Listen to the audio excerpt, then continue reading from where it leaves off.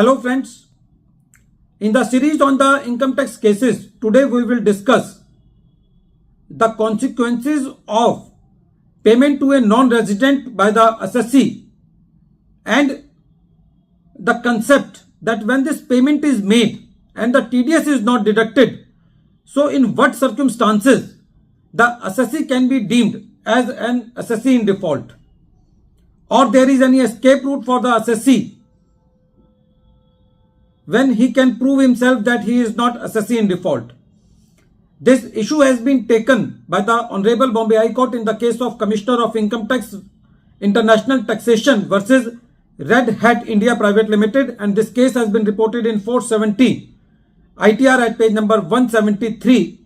and the date of the judgment is 6th September 2023. In the present case, the assessment year is assessment year 2007-8 and assessment year 2008-9. During the year, the assessee has made foreign remittances to one party RH in Singapore without deducting the TDS under section 195 for purchase of subscription. The plea of the assessee was that this amount is not taxable as per Article 7 read with Article 5 of the Double Taxation Avoidance Agreement between India and Singapore. But during the assessment proceedings, the learned assessing officer was of the view that this amount is taxable as royalty in accordance with section 9 subsection 1 clause C read with Article 12 sub Article 3. And also this amount is taxable as fees for technical services according to section 9 subsection 1 clause 7 and Article 12 sub Article 4 clause A and Article 12 sub Article 4 clause B. So accordingly, the learned assessing officer held the assessee in default under section 201 subsection 1 and section 209 subsection 1A. When this matter came to the CIT appeal gave partial relief to the assessee, and when the revenue carried this matter to the tribunal said that for holding an assessee in default, for making the payment without deducting the TDS under section 195, there is section 191 of the Income Tax Act 1961 which says that two conditions cumulatively to be satisfied for treating an assessee in default for making the payment under section 195 without deducting TDS. The first condition is that there should be TDS default, and the second condition is that there is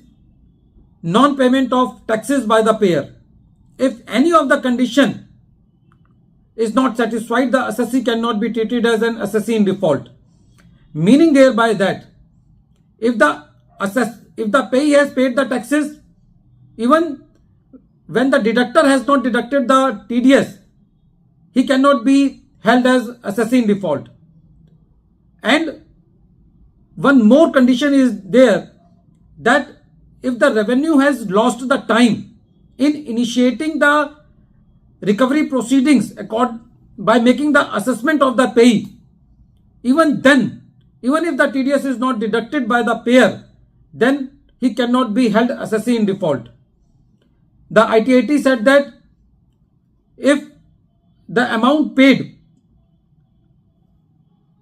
could be brought within the purview of the tax and such assessment could be lawfully made, even in that case the deductor can be held responsible for non-deduction of tax. But if that amount cannot be brought to tax and the assessment of the assessee, that is the payee, cannot be lawfully made because of the time lapse, then in that case the deductor cannot be held responsible for non-deduction of tax. So friends, there is a slight difference between the TDS provisions in case of payment made outside India and payment made within India. If the payments are made within India, then it doesn't matter whether that amount can be brought to tax by the department in the hands of payee. There will be default of TDS if the TDS is not deducted. But in case of payments made under section 195, if that amount cannot be taxed in the hands of the payee, even because of lapse of time for the assessment proceedings, the deductor cannot be held responsible for tax. The logic given by the circular of the Central Board of Direct Taxes is that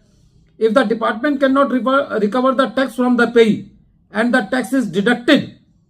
then in that case, that tax should be refunded to the deductor. At the end of this video, once again I am repeating the name of the case. The name of the case is Commissioner of Income Tax International Taxation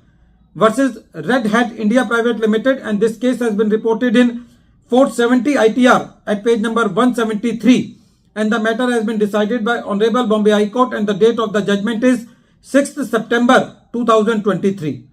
Thank you, friends.